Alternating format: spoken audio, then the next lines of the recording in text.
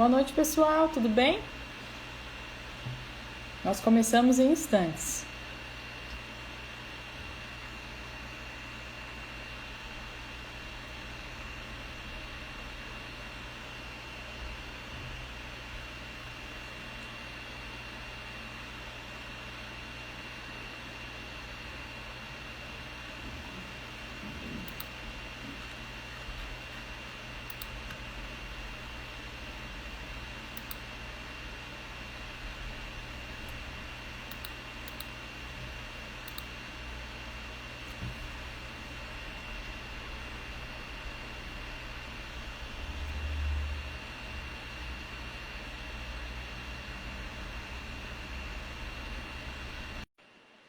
Boa noite.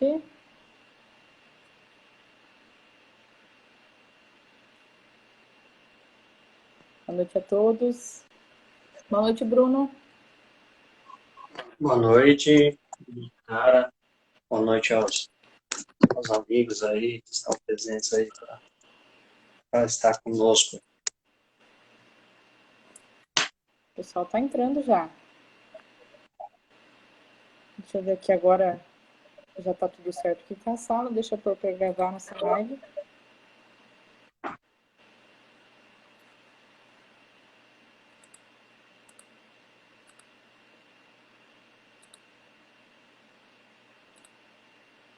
tudo certo agora.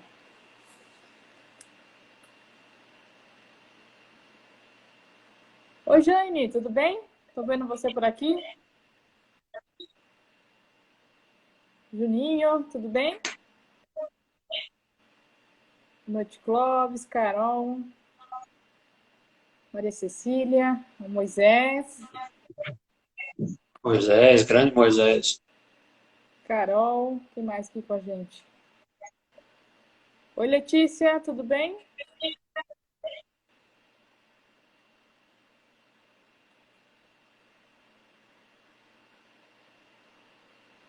André, Lucas.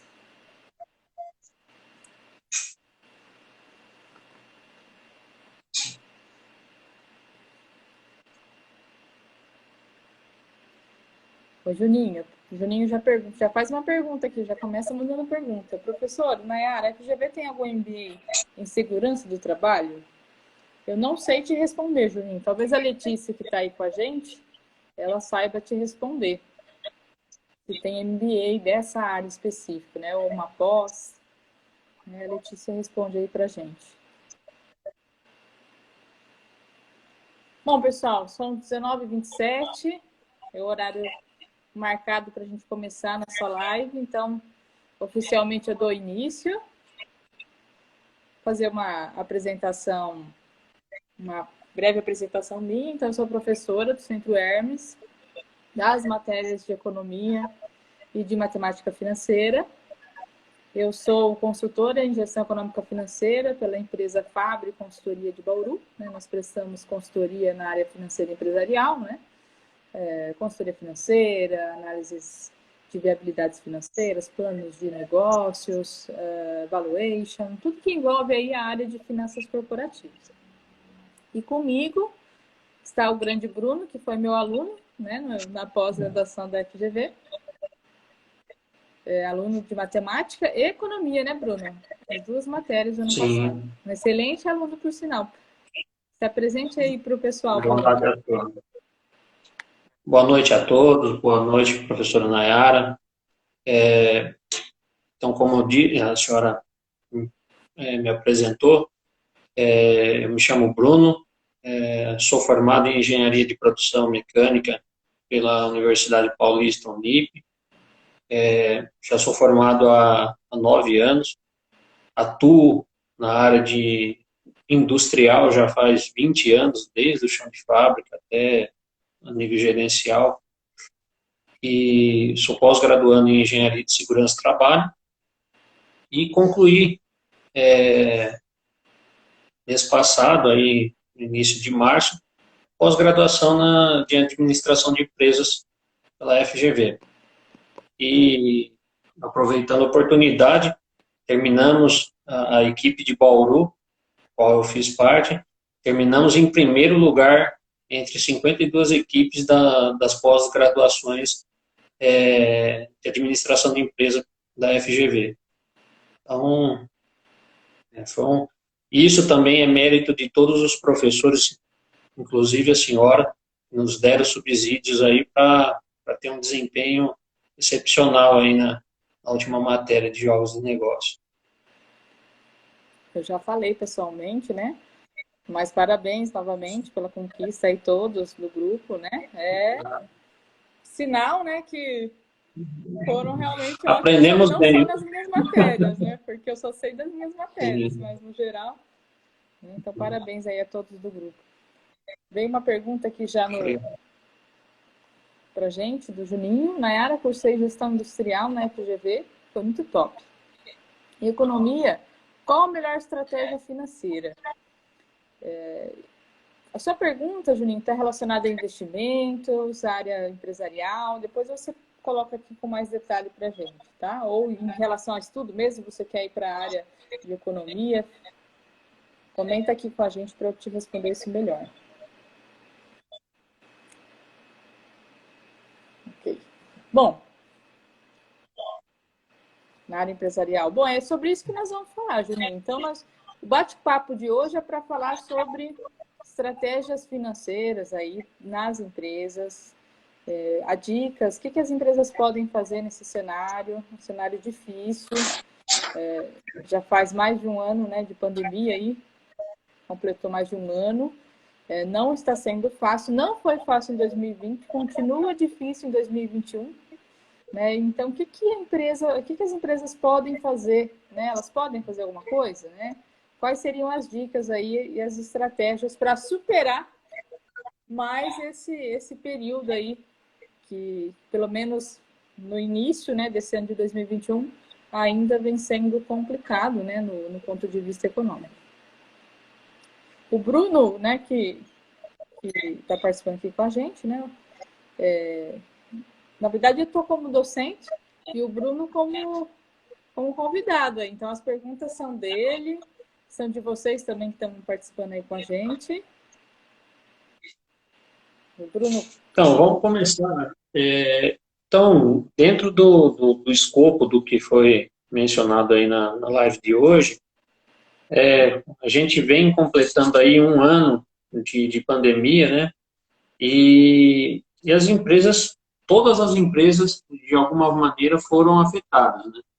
E a economia entrou em recessão, com a questão principalmente do isolamento. Em todos os estados, São Paulo, por ser um estado mais industrializado aí do país, tem sofrido bastante. Nesse cenário, o que o empresário deve fazer para se sair bem aí nessa situação excepcional que nós estamos vivendo hoje? O empresário, né, ele fica bastante limitado nesse momento, em algumas decisões, né? Mas ele precisa se movimentar, não pode ficar parado. Né? Dentro desse cenário econômico que nós estamos vivendo, da pandemia, existem três realidades diferentes. Tem as empresas que, na pandemia, elas ganharam espaço, elas melhoraram seus resultados, porque a pandemia trouxe uma demanda maior para essas empresas, que é a minoria. Então, a minoria das empresas tiveram um crescimento grande nesse momento. Então, são os setores, né, que nós vemos, supermercados, aumentou bastante, né, a demanda, agropecuária também cresceu em 2020, também setor de bebidas houve um crescimento em 2020, setor de descartáveis, de EPI, né, máscara, enfim, álcool em gel. Então, alguns segmentos apresentaram um crescimento muito grande. Se vocês, inclusive, que estão aí com a gente, for um desses segmentos, comente aqui o segmento que você trabalha, né, para a gente poder também pontuar.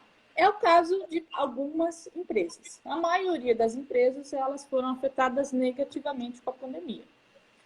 E dentro delas, existem também dois cenários. As empresas que foram afetadas negativamente no ano passado e conseguiram, né, se readequar ao mercado, readequar as finanças e recuperar as perdas que teve no início no primeiro semestre, já no segundo semestre, tem as empresas que não conseguiram ainda recuperar e estão ainda numa situação bem ruim. né? Então, assim, a primeira dica para essas empresas que estão, né, sendo afetadas negativamente e estão buscando recuperar, precisa passar um pente fino aí na área financeira. Eu preciso entender, dentro das minhas demonstrações financeiras, dentro dos meus números, né, qual que é o maior desequilíbrio que eu tenho. Né? Porque qual que é a realidade? Eu estou com a empresa fechada, ou em alguns momentos ela abre, mas vendendo pouco, porque o mercado não está aquecido. Então, eu estou vendendo pouco, eu preciso o quê? Readequar os meus gastos o máximo possível dentro dessa receita também menor. Então, é uma conta bem simples. Eu preciso casar aí o quanto eu ganho com o quanto eu gasto, né? As receitas com as despesas. A empresa não vai conseguir fazer isso nos momentos de maior lockdown, né? Em que não dá para abrir. Realmente vai ter uma receita muito pouca em relação aos custos e despesas, porque existem custos e despesas dentro da empresa que são fixas. Independente de eu vender ou não, eu tenho que arcar com aqueles gastos.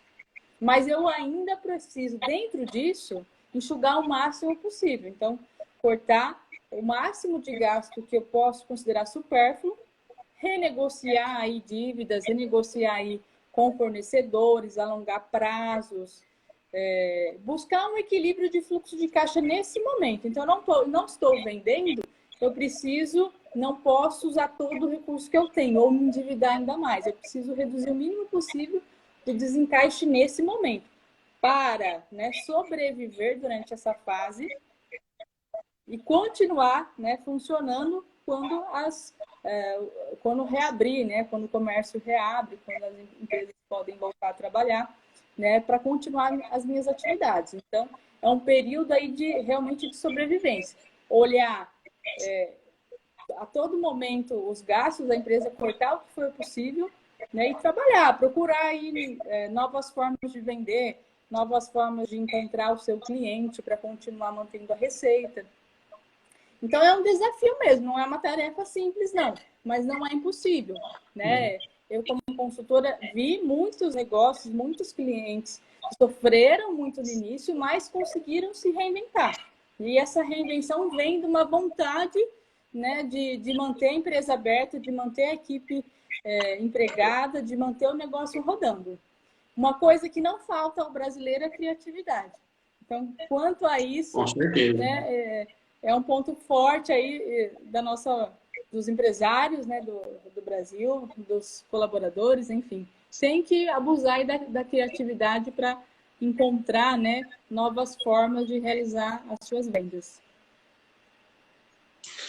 E na questão como a senhora comentou que a senhora presta consultoria, nos seus clientes, quais foram os primeiros gastos que essas empresas tiveram que cortar mesmo assim, nesse momento? O primeiro corte, é claro, que vai ser diferente para cada empresa.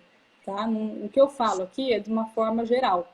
Né? Talvez na empresa de vocês isso não caiba, mas na maioria das empresas, o primeiro passo é parar de investir em estoque. Tá? Uma das primeiras ações. Né? Porque se eu já tenho um estoque, quando eu já tenho um estoque e eu vou ficar por um tempo vendendo pouco, não tem muito motivo eu continuar comprando no mesmo volume. Então, ou eu diminuo as compras, né, os investimentos em estoque,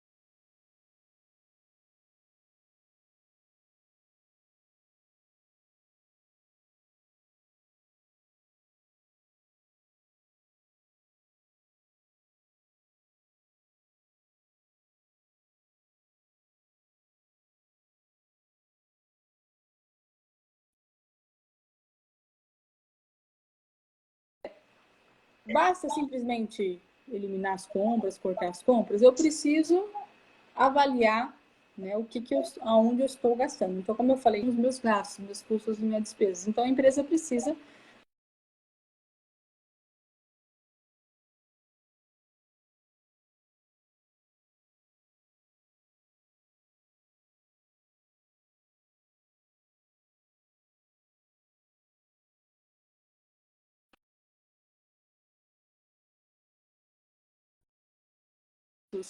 aí que são desnecessárias nesse momento em que a empresa não está de portas abertas. Então, que não é necessário enquanto a empresa está fechada.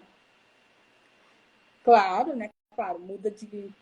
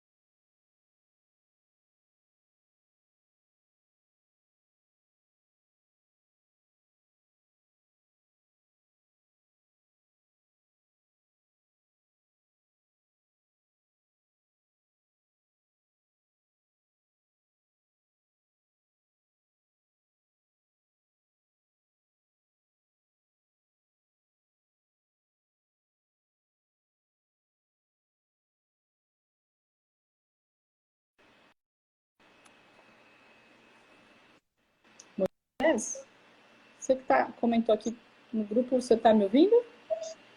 Oi, Bruno?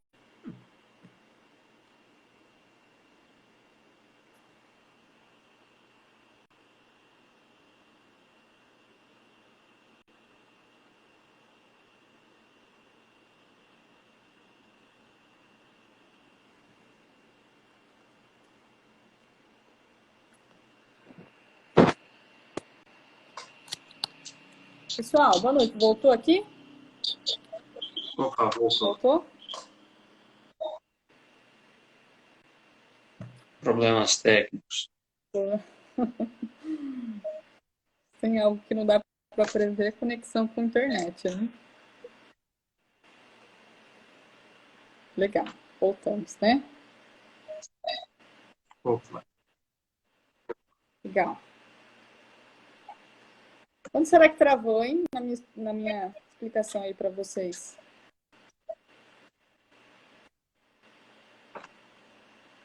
Bruno, para você, o Juninho comenta aqui, professora.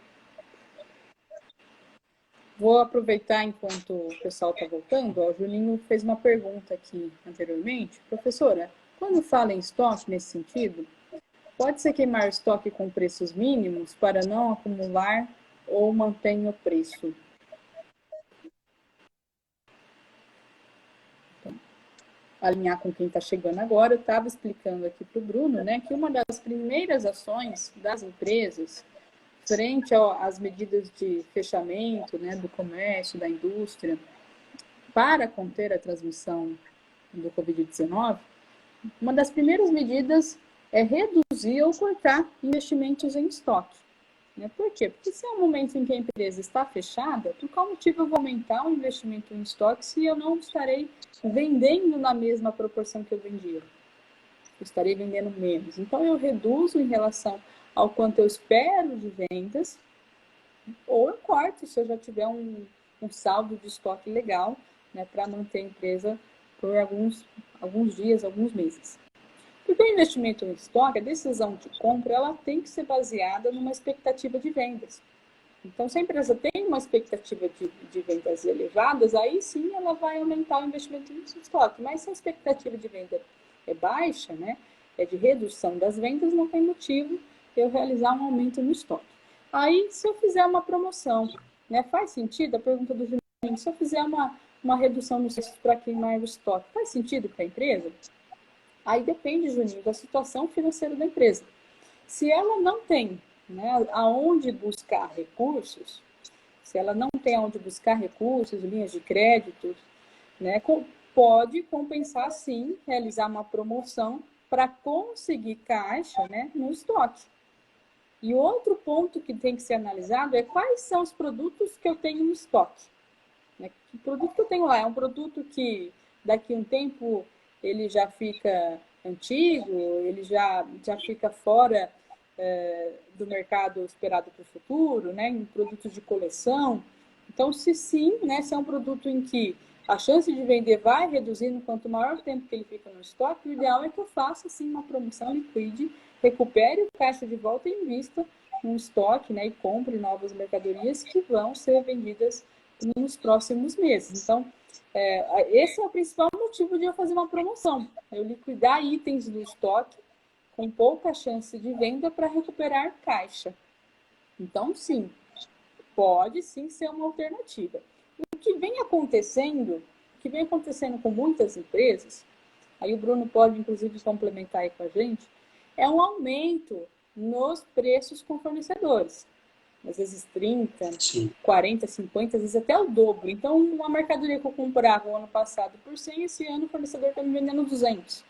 Né? Vem ocorrendo uma inflação para as empresas muito maior do que para o consumidor.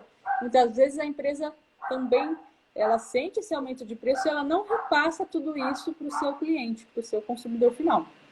Então, essa é uma questão também que deve ser considerada, Juninho, porque, vamos lá, eu vou queimar o meu estoque agora, mas os próximos produtos que eu for comprar, eu vou comprar num preço muito maior, vou ter que subir bastante o preço para o meu consumidor final.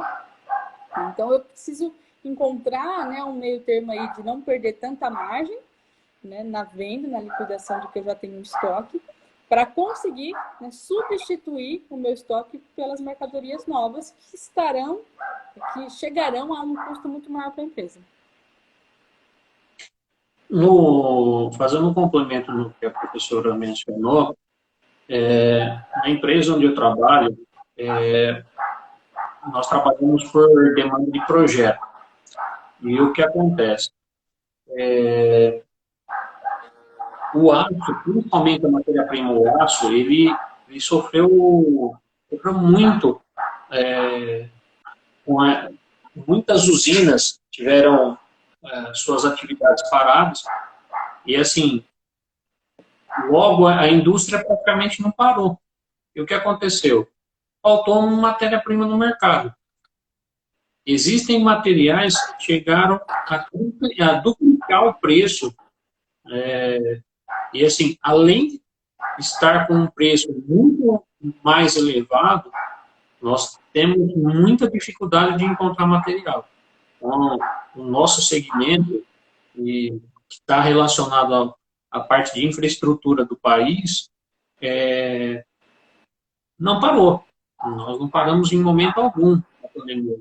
Tocamos aí a produção a todo vapor. E o que acontece? A gente tem um problema considerável em adquirir matéria-prima para continuar produzindo. E quando consegue, os preços estão exorbitantes. Assim, na casa de 100, existem materiais que já pagamos aí mais de 200% em cima do valor que se pagava até novembro do ano passado. Então, bem difícil essa situação. A questão de estoque é muito relativa, muito relacionado ao segmento que você está utilizando, que você está trabalhando.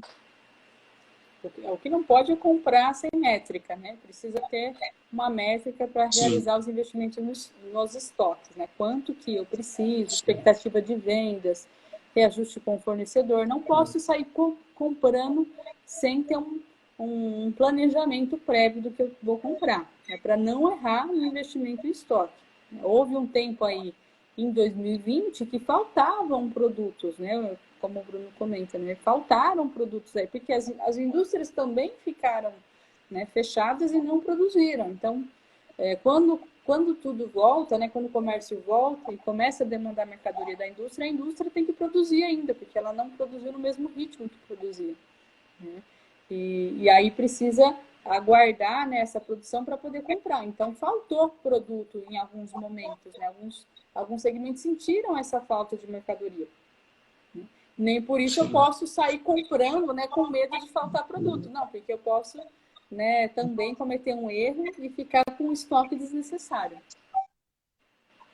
É necessário fazer uma análise mercadológica do segmento para ter uma projeção. Nós estamos vivendo num momento de exceção, né?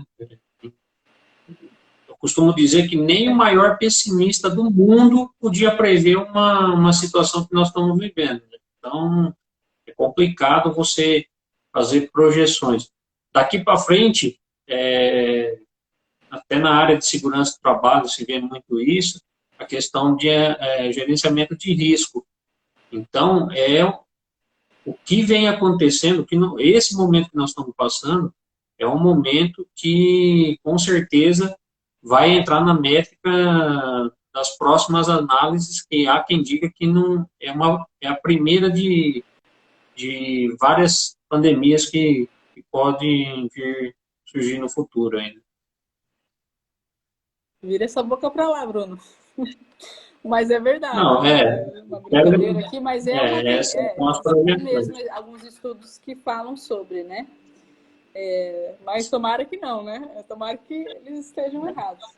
Mas existe sim. E vai visões erradas, né? Tomara que errem nisso. Mas muito vai se mudar, né? A forma de trabalho mudou, a globalização vai mudar, a forma de produzir entre os países já começa a mudar. Então, a pandemia ela vem como uma mudança na forma das empresas se organizarem, do comércio internacional se organizar. Então, o que nós vivíamos no passado não é uma realidade mais para o futuro. Né? Muito se muda, né? Um exemplo gritante, né, bem claro aí para a gente, é provavelmente o fim do ambiente de escritório, né? O início, né, dessa adequação ao home office.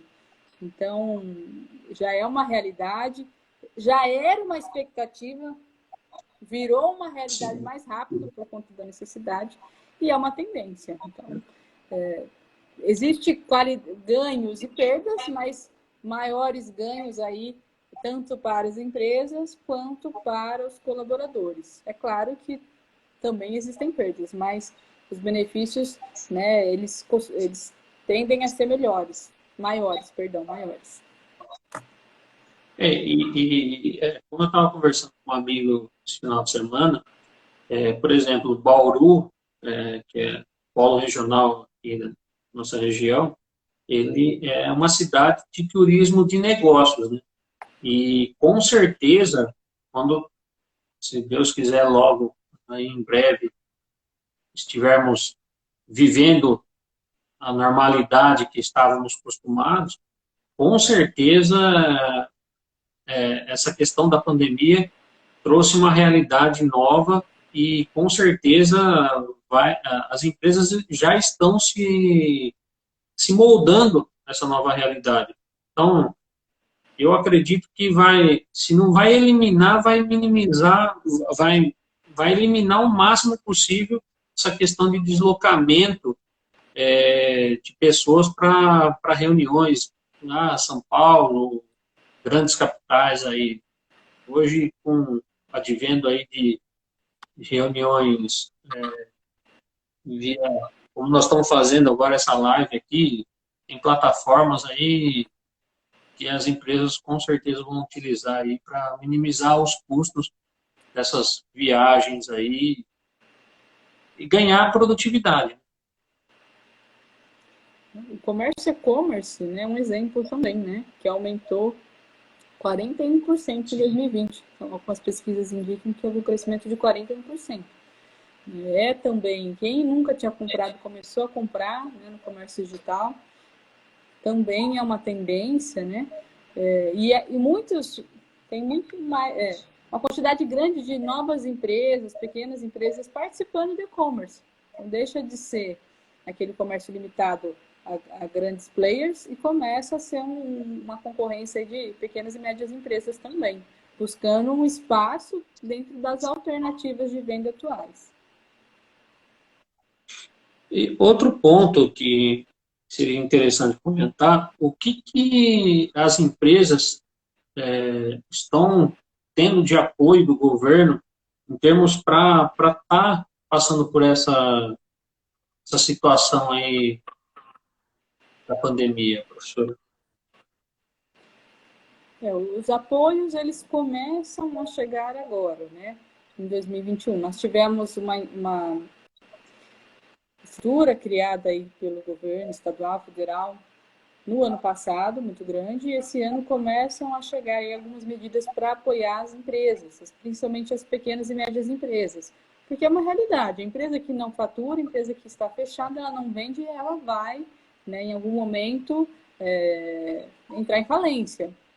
É matemática, né? Não tem como toda hora sair pagamento de custo e despesa se não tiver entrando receita. E isso é um problema para a sociedade, né? Porque as pessoas dependem, né, dos seus empregos gerados, né, por essas empresas, então é uma forma de você apoiar a sociedade, reduzir o desemprego. Então, o auxílio às empresas é essencial para que você mantenha a renda da população. Então, algumas medidas elas começaram a aparecer. Na semana passada, retrasada, já veio um comunicado da Receita Federal adiando o pagamento do Simples. Então, vai ter um adiamento do que venceria agora em abril, maio e junho, vai ser adiado, o pagamento vai ficar parcelado, esses valores vão ficar parcelados para o futuro, a partir de julho começa o pagamento. Ou seja, dá uma folga aí para o fluxo de caixa das empresas, o Simples, né, que atinge as pequenas e médias empresas, as MEIs, ficam aí sem pagar por um tempo, mas vão realizar o pagamento, só que mais para frente. Não deixa de pagar, só Isso aconteceu o pagamento. Também. Isso também aconteceu em âmbito municipal também, né? Alguns municípios também. Os governos municipais também estão aderindo à questão de IPTU, taxas e ISS, né? Sim, alguns municípios também estão. Né? É que o Simples ele representa mais, ele vai representar mais para as empresas, em total que tem de gasto aí, mas também não é algo que vai salvar as empresas, não. É uma parte, só é uma pequena ajuda diante da situação tão ruim, tá? Existem também já movimentos do Congresso, do Bolsonaro, né? Voltando com o bem, né? Aquele programa em que nós temos uma redução da jornada de trabalho, um complemento de salário para os colaboradores que apresentarem uma redução da jornada de trabalho. Isso ajuda bastante as empresas, isso sim, né? Porque a folha de pagamento é uma das principais despesas para a empresa. Então, isso ajuda muito o fluxo de caixa. Então, essa é uma medida que ainda não foi aprovada, mas a expectativa é que em breve nós tenhamos aí algum movimento, alguma notícia positiva aí para as empresas, não para todas as empresas, mas também atingindo as pequenas e médias empresas. Existem também algumas medidas aí de linhas de crédito. Então, saiu em São Paulo, né, Desenvolve São Paulo, né, um recurso para liberar também para pequenas e médias empresas, que é um pouco menor em relação ao universo, mas também é uma medida que ajuda. E uma das medidas mais expressivas é o auxílio emergencial. Então, esse auxílio emergencial desse ano, que é diferente do ano passado, né, ele é bem menor. Então, ano passado tinha uma renda de até R$600, né, um auxílio do governo. Esse ano é diferente, vai de 150 a 375, então é uma média de R$250 só, né, uma quantidade menor de pessoas serão atingidas por esse benefício.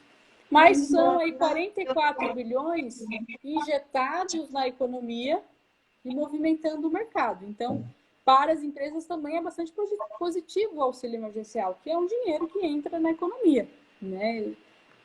Entregue aí pelo Estado, movimentando aí vendas, movimentando o mercado de consumo, o mercado consumidor e melhorando, né, as receitas das empresas. É um investimento direto aí do governo na demanda das famílias brasileiras. E no caso, nesse momento que a gente está vivendo aí de pandemia, qual que a senhora pontuaria como, assim, os principais erros do empresariado vem cometendo aí nessa situação de crise? O principal erro, Bruno, é não fazer nada. Esse é o principal erro. É esperar que venha todo o apoio do governo necessário, é esperar que as coisas melhorem sozinhas. Então, isso não vai acontecer, né?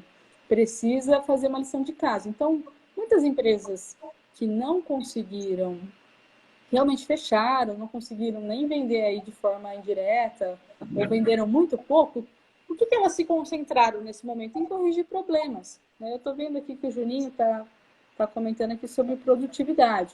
Então, se eu não consigo atuar nas vendas, eu atuo em resolver problemas internos, corrigir situações que estão acontecendo na empresa, produtividade, engajamento de equipe. Eu procuro fazer todas aquelas ações, sabe aquelas ações que o empresário deixa para fazer quando tiver um tempo? Agora chegou esse tempo. Então, é o momento de colocar a casa em ordem. Para quando começar, né, o movimento novamente de venda, eu já tenho tudo isso organizado. E mais ferramentas, maiores condições de melhorar os resultados quando terminar aí o fechamento, o lockdown, as medidas de fechamento. Então, eu preciso organizar a casa. Né? Faço aquela, digamos assim, aquela faxina, né, dentro da empresa, vejo o que precisa ser corrigido, o que estava engavetado, faço as minhas análises, separo aí as informações financeiras da empresa e tomo as decisões. E faço um planejamento aí para quando a economia voltar a girar. Pegando um gancho disso que a senhora comentou, o que a gente nota e muitas empresas, até pequenas empresas, elas são criadas porque o profissional, a pessoa, ela tem um feeling do negócio, né? Ela conhece a operação, conhece do negócio, abre a empresa, arruma dinheiro, empresta do banco, empresta da mãe, do avô, da família inteira, só que cuida do negócio, de como fazer o negócio, mas não cuida principalmente do que tange a questão administrativa, a questão da finança, das finanças da empresa. Né? Você pega, por exemplo, muitas empresas, vamos falar aqui da nossa região, pequenas empresas, pequeno comércio, não aguentaram, assim, nos primeiros meses de pandemia, já fecharam, porque não tinha condição de... vamos falar, entrava muito dinheiro, mas saía. Mas o dinheiro que saía, não se tinha o devido controle. E o que acontece? Aí chegou a pandemia, o dinheiro continuou saindo, mas não entrou dinheiro. Aí a empresa não teve nem tempo de se reestruturar. Então, eu vejo um ponto também que também alerta o empresariado, seja pequeno, médio, grande porte, que tem que se profissionalizar e buscar uma gestão eficiente na área financeira, né?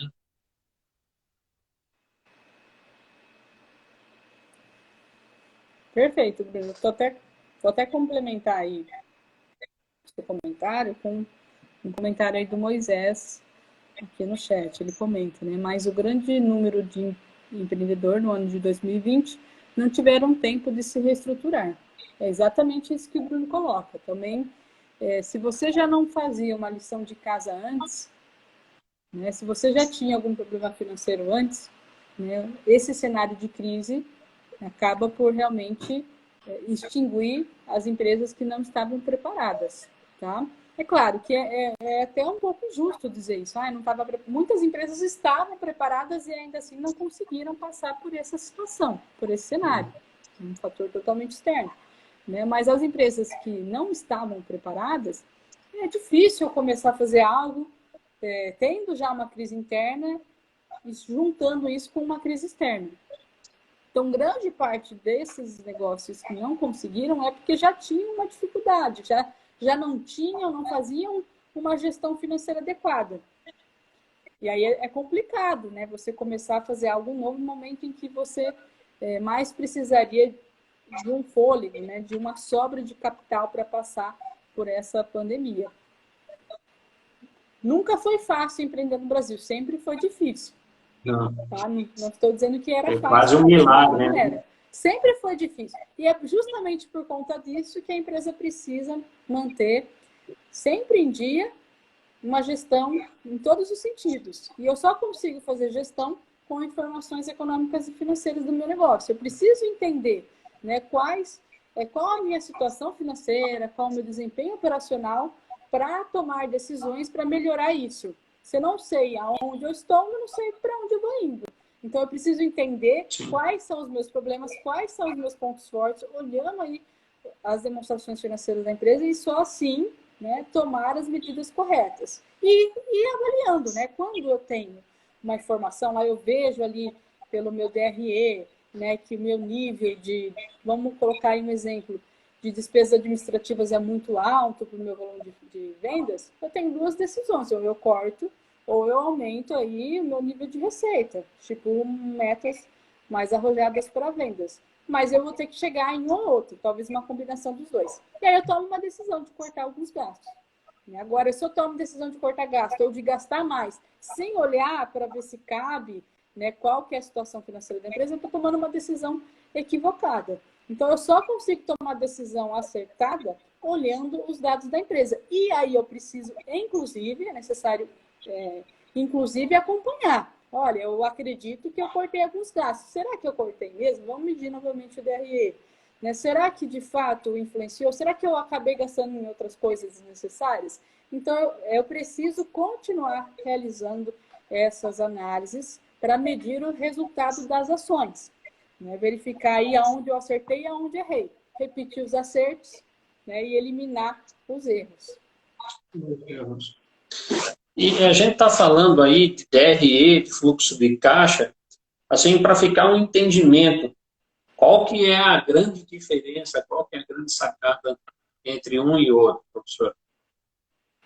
O DRE são dois demonstrativos essenciais, tá? Na verdade, podemos colocar aí 3 demonstrativos essenciais. DRE, DFC, que é o demonstrativo de fluxo de caixa, e o balanço patrimonial. Então, se você não tem um desses indicadores na sua empresa, você não está fazendo a gestão adequada. Precisa ter esses 3 demonstrativos, tá?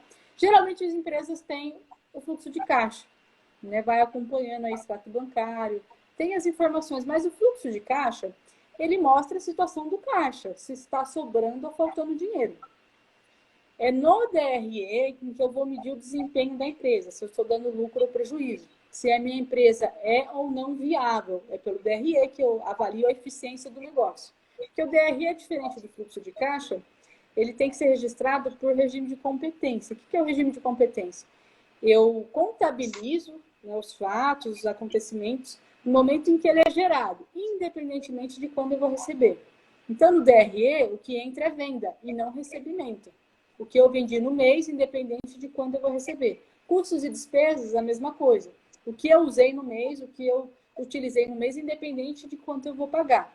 Então, no DRE, nós estamos medindo se a empresa gera mais receita do que gera de custo e despesa. Ou seja, se eu estou gerando sobra, que é o lucro, se eu estou gerando lucro, porque se eu já não gero mais receita do que eu gero de custo e despesa, eu tenho prejuízo. Às vezes a empresa tem prejuízo e não está com falta de caixa, porque tem um caixa lá do passado, né? Porém, eu estou gerando um prejuízo agora, esse caixa uma hora pode acabar. Às vezes a empresa está com caixa porque queimou o estoque, mas está com prejuízo. Então, são 2 resultados diferentes. A empresa pode também ter lucro e estar numa situação de falta de caixa. Por quê? Porque, de repente, eu parcelei bastante para o meu cliente, eu ainda vou receber, mas eu estou gerando lucro.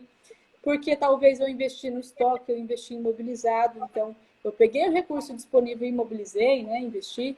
Então, eu estou dando lucro, mas está faltando caixa. Então, são duas visões diferentes. No DRE, que é o demonstrativo de resultado do exercício, eu vejo se a empresa gera ou não lucro, se eu sou eficiente ou não. E no DFC, no demonstrativo de fluxo de caixa, eu analiso se a empresa ela está eficiente na administração do caixa. Como que eu parcelo os meus fornecedores e como que eu parcelo os meus clientes. Então, eu vou ter uma análise aí do financiamento da empresa e não da viabilidade. é da administração do caixa, da eficiência da administração do caixa. Eu preciso dessas duas informações, né? A empresa precisa dar lucro e também precisa ter caixa, né? Mas é normal que em algum momento eu estou lá com lucro, com falta de caixa, eu estou lá com prejuízo, mas tenho caixa. Então, são resultados diferentes, tá? E o balanço patrimonial, né? Vou complementar aí que eu comentei que ele é importante. Ele mostra aí uma foto da empresa, da sua situação financeira, patrimonial, naquele momento, que é um resultado de tudo que aconteceu no negócio até aquele momento. Aí eu vou verificar algo mais profundo, o nível de endividamento da empresa, capacidade de pagamento, rentabilidade, que é uma informação importantíssima para o empresário, porque o que o empresário busca é rentabilidade, não é lucro. O lucro ele tem que ser compatível a uma rentabilidade. É claro que sem lucro não tem rentabilidade, né? Mas eu preciso comparar esse lucro ao capital que está investido no negócio. Será que esse lucro está rendendo, né, adequadamente, né, o valor que eu tenho ali investido? Ou será que compensa, sei lá, eu fecho o negócio, pego esse capital, coloco numa renda fixa, coloco em ações, enfim. Precisa render adequadamente. Perfeito. Tem uma pergunta E assim, do Juninho fez uma pergunta aqui para a gente, Bruno. Em questão de custos, é viável reduzir carga horária em empresas de grande porte? É viável, olha, claro. vai muito, Desde que não vamos esteja falar assim, produzindo, né, Bruno? desde que não esteja tendo demanda de venda, né? Então, vamos falar assim, se você não está vendendo, não tem por que você continuar produzindo. Então, existe a viabilidade de você minimizar a produção, até existem mecanismos, vamos falar assim, está sendo flexibilizado pelo governo a questão de antecipação de férias, né? Então, vamos falar assim, passei por uma situação muito peculiar há uns anos atrás na empresa, enquanto todo mundo estava voando, a gente teve uma demanda, assim, acabou a demanda de trabalho e ficamos 8 meses sem projetos na empresa. O que a direção da empresa fez? Deu férias para todo mundo, equacionou todas as férias do pessoal, mesmo assim segurou o pessoal, não mandou o pessoal embora, mas manteve o pessoal em casa, porque para não mandar o pessoal embora, e assim, não compensava manter os funcionários dentro da empresa sem produzir. Então, ó, ficam em casa quando aparecer serviço, e aí aconteceu da demanda voltar ao normal, e aí a gente voltou a produzir. Mas assim, vai muito do negócio. Se tem demanda de venda, não tem por, eu acho, mexer na produção não é viável. Aí você tem que buscar aumentar a sua produtividade. Entendeu? E aí é uma questão. Se não tem venda, aí é minimizar aí produção, aí é atacar esse ponto. A questão assim, perdão. Pode falar, Bruno, pode falar. Não, já concluí a... Tive um aluno, né, na graduação, eu também dou aula na graduação de economia, que me perguntou, né, olha, minha empresa deu férias coletivas mais uma vez, né?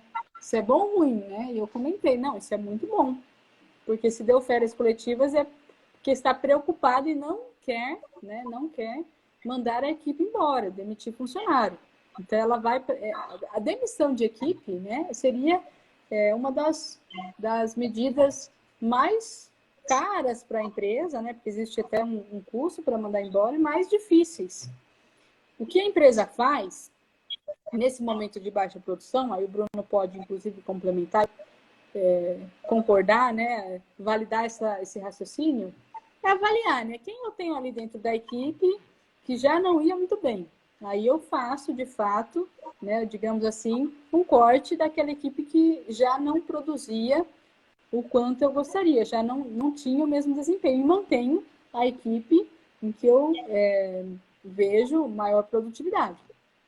E aí, então, nesse sentido, eu não estou produzindo fábrica parada, férias coletivas, redução da jornada de trabalho, para que eu não mande esse funcionário embora, porque depois eu precisaria recontratá-lo no momento de crescimento na produção, de crescimento das vendas. Talvez eu não encontre, já que ele era um bom funcionário. Eu tenho um custo de demissão, tem um tempo que eu não posso recontratá-lo. Então, a empresa não pode, assim, a todo momento dispensar e contratar. Então, ela mantém aquela equipe que é essencial para ela e vai criando alternativas, férias coletivas, redução da jornada. Então, eu respondi esse aluno, né, que é uma ótima medida, sinal que a empresa não está usando todas as alternativas necessárias para não mandar ninguém embora. Eu perguntei, inclusive, para ele, como que estava a produção antes de você sair de férias coletivas? Estava a todo vapor ou não tinha o que produzir? Ele comentou, não tinha o que produzir. Então, eu falei, dê graças a Deus que você não foi mandado embora. Né, que você só saiu de férias coletivas. Agora aproveita e descansa, então. Mas é isso. O que a senhora pontuou, com certeza faz muito sentido. E nesses momentos é onde os gestores das empresas ela começam a enxergar quem é quem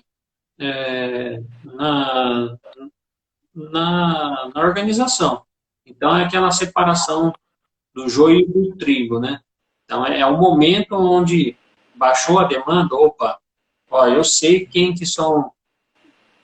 A gente lida com pessoas diariamente, a gente sabe. Uns trabalham mais que os outros, produzem melhor, né? São mais produtivos que outros. Então, é o momento de resolver esse tipo de problema, entendeu? Então, é a hora às vezes, você diminui a quantidade de funcionários e você melhora o desempenho. É inacreditável. Já vivenciei isso daí. Aumenta a produtividade. Diminui funcionários, você melhora a produtividade, porque aquela maçãzinha podre lá contaminava os demais. Entendeu? Isso. A questão, assim, sobre o que a gente vem falando aí, da parte financeira, voltando, né? A gente falou DRE, fluxo de caixa, análise do geral da empresa, né? E como que a gente pode fazer uma gestão financeira eficiente, né? Como que para a empresa que tem, acredito eu que tem alguns empreendedores aí nos assistindo, quais são as dicas de quem não tem o costume de ter esse controle da parte financeira da empresa, como que pode começar a fazer, professor? Primeiro passo, né? Primeiro passo é criar um plano de contas. Esse seria o primeiro passo. O que é o plano de contas? É uma estrutura que eu vou criar de contas organizadas por grupos, né? Por subgrupos, em que eu vou registrar todos os fatos econômicos e financeiros da empresa. É uma forma de chamar, de dar nome a cada tipo de receita, a cada tipo de custo e despesa. Para que eu monte um plano de contas, eu preciso, a princípio, né, entender a diferença entre custo e despesa, entender a diferença do que é fixo, do que é variável, para criar um plano de contas legal, em que eu consiga depois medir alguns indicadores, como ponto de equilíbrio, calcular preço de venda. Então, eu preciso criar essa estrutura de plano de contas. E, além disso, né, se eu tenho um software financeiro, eu preciso entender como que ficaria essa estrutura dentro do software.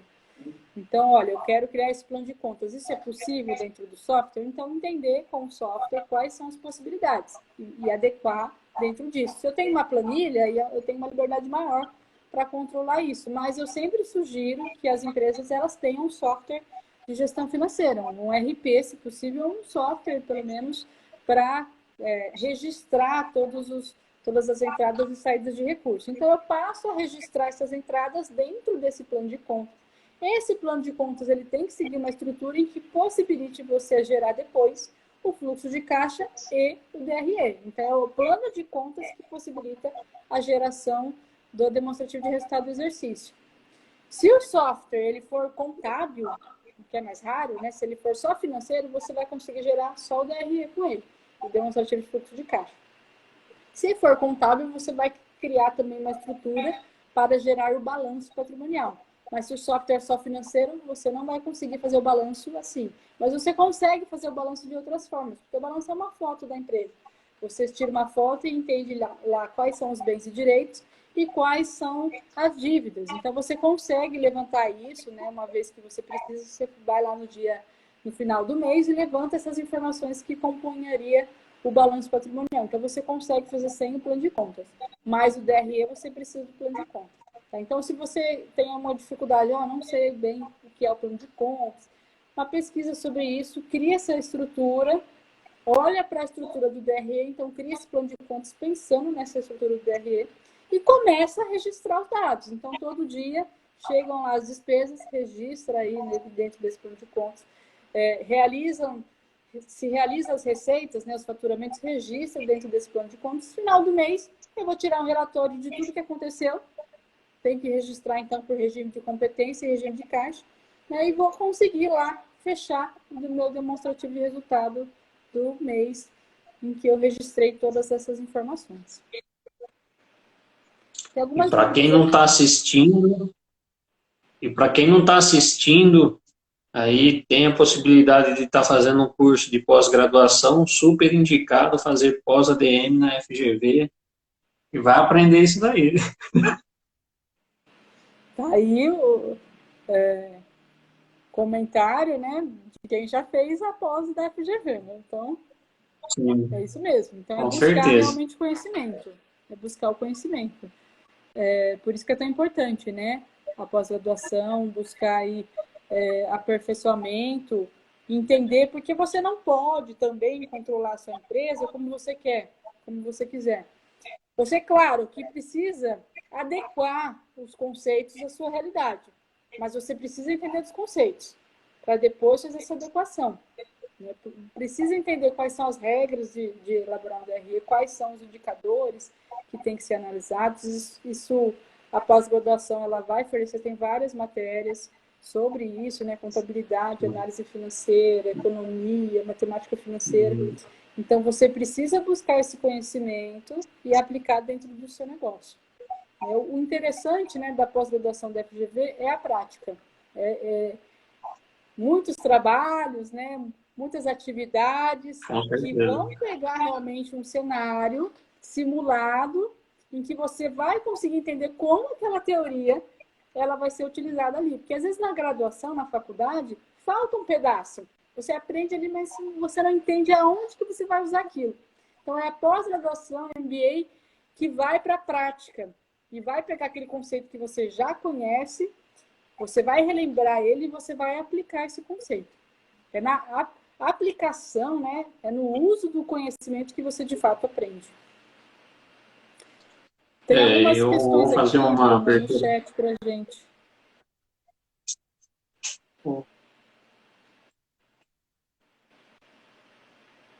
Bruno, ó, a Renata que perguntou pra gente, no caso da escola, como reduzir? É uma escola, Renata, que você tem? A escola, né, fechada, ela tem que manter a equipe de professores, né? Porque os professores eles vão continuar atuando. Então, a maior parte dos gastos de uma escola é a equipe de ensino, e a equipe de ensino não muda. Você pode mudar aí alguma coisinha muito pequena, como, por exemplo, vale transporte, você não teria. Mas, né, você tem outros gastos, né, de repente com softwares para fazer as aulas online, então um compensa o outro. Então, a escola ela precisa o quê? Reduzir o máximo possível de gastos na estrutura, né, no ambiente lá escolar que está fechado. Então, já ocorrem as reduções automáticas de energia, né, conta de água, já ocorre um menor gasto com manutenção. Busca aí, se for possível, renegociar um aluguel, mas muitas vezes a estrutura é própria, né, não é locada, então não tem muito o que reduzir. Então, assim, está mais limitado mesmo. A escola ela fica mais limitada mesmo. quais os recursos? Buscar aí manter a carteira de clientes, renegociar para não perder o máximo possível de clientes, mantendo uma receita necessária para cobrir essas despesas fixas. Certamente vai ser um período de poucos lucros, tá? Mas, né, é também algo temporário. O lado bom, né, não é nem um lado bom, mas é um lado que fica, né, a ser considerado para quando passa a pandemia, é que as empresas que não conseguiram passar por essa crise, por isso então que não é um lado bom, né? Mas as empresas que não conseguiram passar pela crise, elas vão deixar também um buraco na oferta de produtos e serviços que pode, né, ser ocupado pelo seu negócio, dependendo, é claro, da demanda. Então, é um período, Renata, realmente de sobrevivência. Então, o que eu posso cortar no fixo? O que eu posso reduzir de gasto? Como eu posso manter os meus alunos? Dessa forma, buscar dessa forma sobreviver durante esse período. Fazendo um adendo, a senhora comentou de lucratividade nesse exemplo, né? A escola, ela tem um reflexo no restante da economia. Então, quando os pais perdem emprego, normalmente é a primeira despesa, entre aspas, que a família corta. Então, isso daí até é noticiado que a demanda de matrículas na rede pública aumentou muito nesses 2 últimos anos. Então, a preocupação, e eu vejo, não sou da área de educação, mas eu vejo que a preocupação dos gestores das escolas particulares em manter o máximo de alunos possível, mesmo reduzindo a margem de lucro, para manter estrutura para que quando volte ao normal, ela tenha condição de seguir em frente. Né? Eu tenho muito a visão do lado da empresa, né? Então, as pessoas elas têm muito a visão do orçamento familiar, do lado do consumidor. Eu tive muitas amigas, né? Eu sou mãe também, né, pago escola particular, e tenho amigas, mães que também pagam escola particular, né? E que reclamaram, né? Não vai ter aula, não vou pagar a escola também, né? E eu comentava, mas como que a escola vai pagar ali?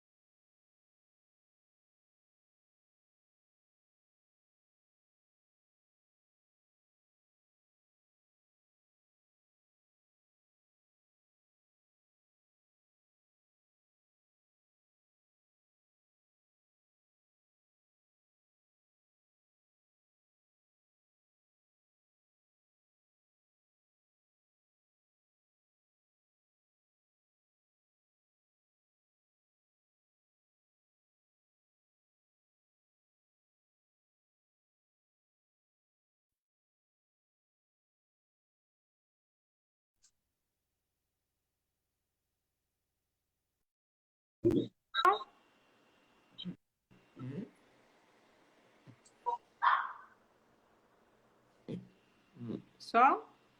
Voltou? Oi, voltou.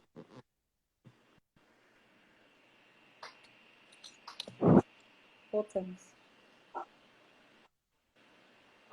Bom, então, só para finalizar ali, de fato, é uma das primeiras despesas que a família corta, né? Educação particular, principalmente se alguém nesse momento fica desempregado, né? Então é aquilo, né? É uma dificuldade para os dois lados. Os dois lados passam por dificuldade nesse momento. Manter o máximo dos clientes atuais, oferecendo aí um ensino à distância de qualidade, né? O que for possível dentro desse momento. Tem outras dúvidas aqui no chat para gente? Do Juninho, que eu estava passando aqui vendo. Moisés comenta aqui: o custo é mais alto para treinar colaboradores nos moldes da empresa, é aquilo que a gente estava comentando, né, sobre uma das últimas decisões é mandar a equipe embora, principalmente a equipe produtiva, né, realmente é caro não só treinar, mas também existe um tempo, né, de rendimento do colaborador, então ele não rende igual a um funcionário antigo, né, então realmente tem mais esse custo que muitas vezes não é calculado aí na hora de tomar uma decisão de mandar embora. Então é importante levar isso em consideração também. Tinha uma dúvida interessante aqui no chat, deixa eu ver se eu encontro. Do Juninho. Quais tipos de indicadores eu posso utilizar? Bom, Juninho, o que você precisa, tá? Básico de indicador na sua empresa. Lucratividade, então lucro, quanto esse lucro representa das vendas, esse é o indicador de lucratividade, ou chamado de margem líquida. Rentabilidade, o quanto o lucro representa do capital que está investido, do patrimônio líquido lá do PL. Endividamento, qual é o seu nível de endividamento, isso é muito importante. O EBITDA também é um indicador muito importante para você medir potencial de geração de caixa e avaliar o resultado do negócio, diferente do resultado financeiro. Liquidez corrente, liquidez seca e liquidez geral são indicadores importantes também. E necessidade de capital de giro versus o capital de giro que você tem. Se tem aí quase uns 8 indicadores, né? Aí, Juninho, se você tiver alguma dúvida, me adiciona lá no Instagram, pode... Todo mundo que estiver participando com a gente, se faltou alguma coisa, se quer conversar comigo, conversar com o Bruno, podem nos adicionar lá no Instagram e falar com a gente, né, por mensagem. Eu fico à disposição aí para qualquer dúvida, né? Então, desses indicadores que eu acabei de citar, Nayara, você comentou lá a necessidade de capital de giro, que indicador é esse? Nunca ouvi falar. Pode vir conversar comigo no particular, que eu ajudo vocês, vou ajudando aí a vocês chegarem, né, no ideal do gerenciamento financeiro da empresa. Um outro ponto é que quem é empreendedor às vezes não desconhece. Aí eu gostaria que a senhora comentasse um pouco sobre como que se calcula o preço de venda do produto ou serviço que a empresa expõe no mercado. O preço de venda é uma das principais dúvidas, né, do empresário.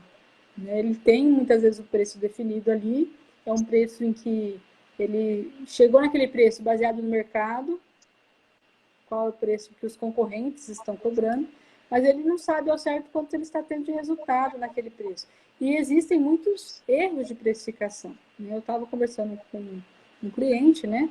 E nós fizemos algumas análises para readequar os preços, pensando no preço que estava sendo realizado por alguns concorrentes. No segmento desse meu cliente, né, o preço do fornecedor ele é um preço um pouco tabelado. A empresa não pode fugir muito daquele preço com o fornecedor, né, porque o fornecedor entende que se fazer um preço muito baixo, você prejudica o mercado, você prejudica outros negócios. Então, o fornecedor até deixa de vender para as empresas que estão praticando algo muito fora. Algo que não pagaria, né, as despesas, né, não compensaria a venda. Então, algo muito baixo mesmo. Então, eu fiz algumas análises para verificar se a gente conseguia reduzir um pouco, pensando numa concorrência até um pouco desleal, talvez uma concorrência, né, na ilegalidade, por isso que também tinha um preço mais baixo, se era possível chegar. E como que chega nesse preço? Né? Você precisa... existe uma conta, uma fórmula matemática para chegar no preço de venda. É assim, ó, custo unitário dividido por 1 menos, né? Aí você abre um parênteses, percentual das despesas fixas, percentual das despesas variáveis e percentual da lucratividade, fecha parênteses. Então, é uma fórmula. Se vocês procurarem aí no Google, fórmula do preço de venda, vocês vão encontrar.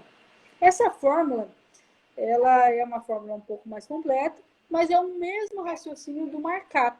Então, quem usa o markup para especificar? As empresas muitas vezes conhecem que você tem um markup. Markup é um percentual que você agrega ao custo, né, o valor que você está comprando para o fornecedor, para chegar no preço de venda. E existe muitas vezes um markup padrão praticado naquele segmento. Então, o que as empresas conhecem? Esse markup padrão e vai aplicando esse markup conforme a entrada de novos produtos e validando se o preço ficou competitivo. O que você precisa é verificar se esse markup que você está aplicando, ele consegue cobrir, né, exatamente essa continha aí, as despesas fixas, as despesas variáveis e o lucro, né, quanto que é o percentual de lucro que você está obtendo nesse markup. Então, na prática, Bruno, vamos simplificar aí, que ficou complexo a explicação. Você fechou lá o DRE, você precisa medir na média dos meses aí quanto que representa as despesas fixas da receita. Vamos supor aí que é 15%, tá? Despesa fixa. E as despesas variáveis, né? Comissões, impostos, você também vai medir e vai chegar num percentual. Vamos supor aí que é 20%. Então, eu tenho 20% de despesas fixas, despesas variáveis, 15% de despesas fixas, ou seja, 35%, e quero pelo menos 5% de lucratividade. Eu vou chegar num total de 40%. Então, eu preciso cobrir, além do custo, né, do preço de venda, 40% vai só para pagar as despesas fixas e variáveis e sobrar 5%. Então, eu vou fazer uma continha, né, do qual que deve ser esse markup. Então, o markup, ele tem que ser, né, eu faço 1 menos esses 40%, eu preciso ter 60% de sobra. Né? Então, o meu custo, na verdade, ele é somente 60% do meu preço de venda, porque 40% tem que ser esses outros fatores.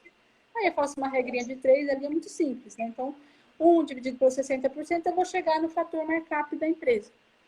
Então, eu preciso, pelo menos, validar se o preço que eu aplico cobre as despesas fixas, as despesas variáveis e chega no percentual de lucro. É basicamente isso. Tá? Eu não posso sair precificando sem saber se de fato esse preço, né, cobre isso. Aí não está cobrindo. Vamos imaginar que eu olhei lá, calculei meu markup e não está cobrindo.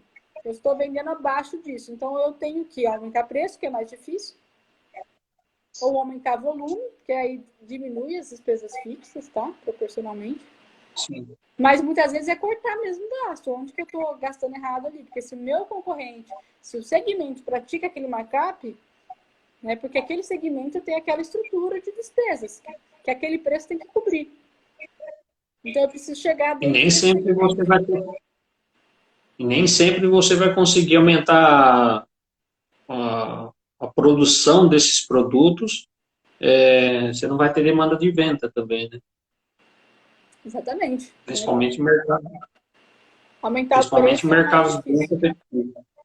Isso.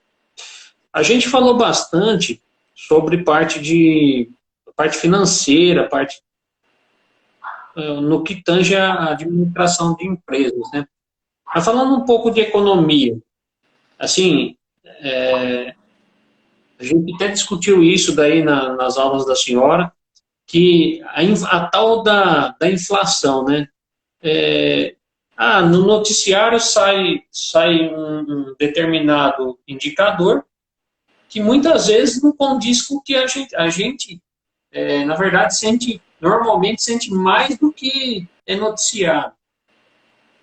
Tem como a senhora dar uma explicação aí para nós sobre isso daí? Sobre a tal da inflação? E por que que a gente tem essa sensação que o que é noticiado nem sempre é a realidade nossa?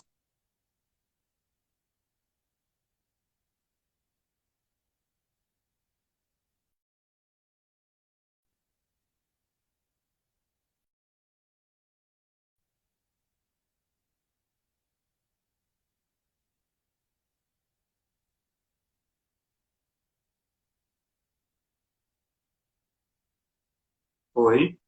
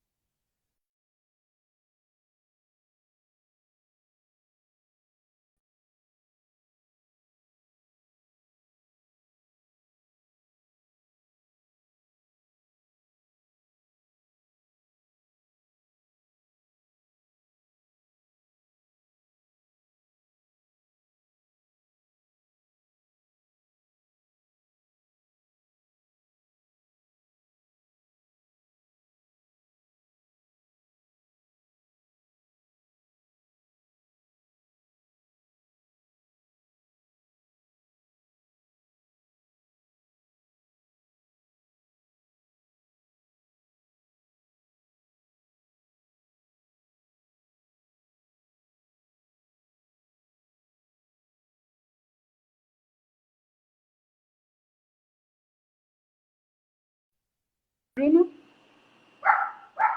Oi, voltou? voltamos. Vol- Aí, voltou a ajustar a câmera aí.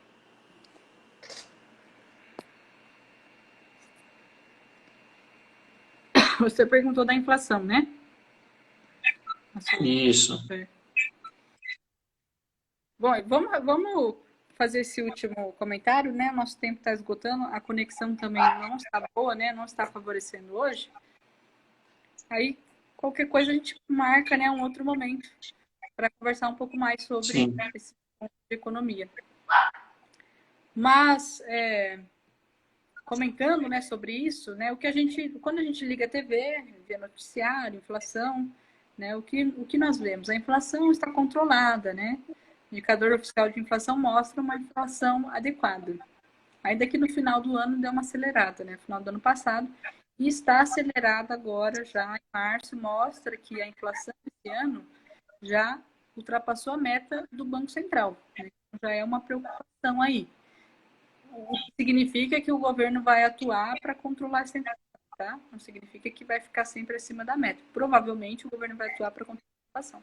É que a inflação, e o que é a inflação? Né? É um aumento de preço, né? Quando os preços sobem muito, um aumento geral no nível de preços, ela é diferente para cada pessoa. Cada pessoa tem uma inflação diferente, porque depende do que cada um consome, tá? Então, a inflação, o índice oficial de inflação, que é o IPCA, ele vai medir aí uma média de quanto subiram os preços, pensando numa cesta de produtos que as pessoas adquirem e que elas adquirem esses produtos, né, numa proporção em relação à renda.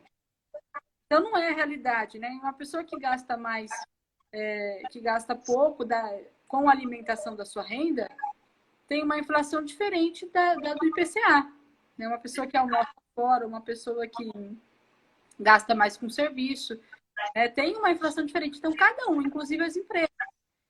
Então, enquanto o IPCA ele mostra um índice controlado, uma inflação controlada, né, de abaixo de 5% em 2020, alguns outros indicadores que medem mais do lado da empresa, GPDI, GPM. Então, o GPM foi 28% em 2020.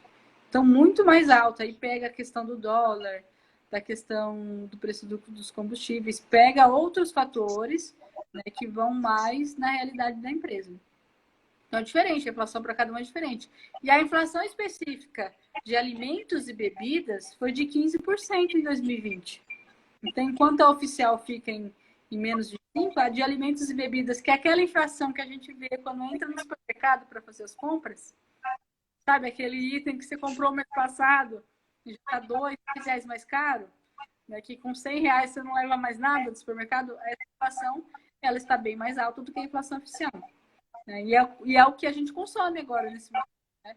Com maior frequência alimentos e bebidas. E é justamente por isso que a inflação ela fica controlada, porque sobe alimentos e bebidas e representa na inflação oficial, mas outros itens reduziram muito de consumo, né? Itens de vestuário, itens de transporte. Então, a gente reduziu muito o consumo em outras coisas, e isso influencia o indicador de inflação.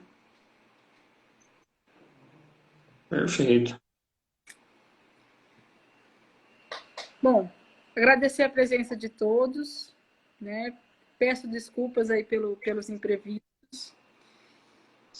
E quem quiser entrar em contato comigo ou com o Bruno, pode adicionar lá no Instagram. O meu Instagram é Nayara Economista, vocês vão me encontrar aí. Né? E o seu, Bruno? Bruno Monguiló. Bruno Monguiló. Bruno.monguiló. Perfeito. Então vocês podem entrar em contato com a gente. Se der certo, aí a gente marca, né, um segundo bate-papo aí para falar sobre economia. Né? Vamos verificar aí novas novidades que vêm do governo nesse momento de crise. A gente pode continuar conversando sobre isso. Agradeço aí a Com participação de certeza. todos. E é isso. Vamos enfrentar essa crise aí, que não tem outro jeito. Com fé que logo a gente vai superar mais essa crise aí e sairmos todos vitoriosos. Isso aí. Obrigada. Pessoal, boa noite a todos. Boa noite, Bruno. Obrigada aí pela participação. Obrigado a todos pela atenção. Obrigado, professora Nayara, pessoal do Centro Hermes, FGV, pelo convite. E até uma próxima aí. Forte abraço a todos. Abraço, pessoal. Boa noite. Boa noite. Tchau, tchau.